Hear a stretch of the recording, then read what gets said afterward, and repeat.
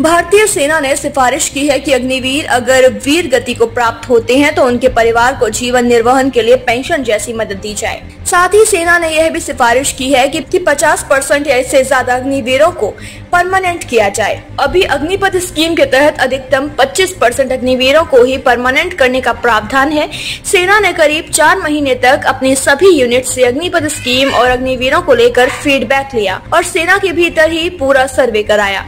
सेना ने कुछ दिन पहले ही फीडबैक और सर्वे के आधार पर अपना सिफारिशें डिपार्टमेंट ऑफ मिलिट्री अफेयर्स यानी डीएमए को भेजी है। डीएमए प्रमुख चीफ ऑफ डिफेंस स्टाफ है। सूत्रों के मुताबिक सिफारिश में कहा गया है कि अगर अग्निवीर वीरगति को प्राप्त होते हैं तो उनके परिवार को सब्सिस्टेंस अलाउंस यानी जीवन निर्वाह भत्ता दिया जाना चाहिए। एक अधिकारी के मुताबिक यह एक तरह से पेंशन ही है। सिफारिश में यह भी कहा गया है कि अगर देश की रक्षा के लिए काम करते हुए अग्निवीर डीएसए ब्लड यानी विकलांग होते हैं तो उन्हें भी एक्स ग्रेशिया यानी आर्थिक मदद दी जानी चाहिए।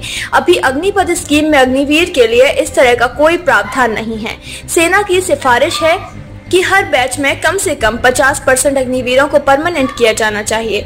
इसके साथ ही टेक्निकल आर्म में अग्निवीरों को अधिकतम एज बढ़ाने की भी सिफारिश की गई है। सूत्रों के मुताबिक सेना की तरफ से अग्निवीर का कार्यकाल 4 साल से बढ़ाने जैसी कोई सिफारिश नहीं की गई है। भारतीय सेना में अग्निपथ स्कीम जून 2022 में लागू की गई और इसके साथ ही पुराने भर्ती सिस्टम को पूरी तरह खत्म कर दिया गया।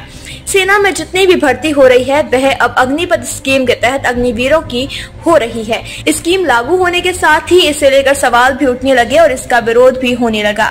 हाल ही में हुए लोकसभा चुनाव में कांग्रेस ने अपना घोषणा पत्र में वादा किया था कि सरकार में आने पर वे अग्निपथ स्कीम को खत्म कर पुराने भर्ती सिस्टम को लागू करेंगे। पहले संसद सत्र में इंडिया गठबंधन ने अग्निपथ स्कीम का विरोध किया और अग्निवीर और रेगुलर सैनिकों के बीच भेदभाव का मसला उठाया।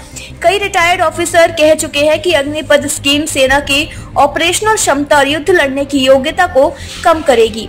पूर्व नेवी चीफ एडमिरल केबी सिंह ने सोशल मीडिया प्लेटफॉर्म पर लिखा कि अग्निपथ स्कीम लाने के पीछे मोटिव सिर्फ पेंशन बिल घटाना था, जबकि तथ्य यह है कि यह स्कीम कॉम्बैट इफेक्टिवनेस को कम करेगी और ये तथ्य नेशनल सिक्योरिटी को समझने वाले सभी लोग जानते हैं।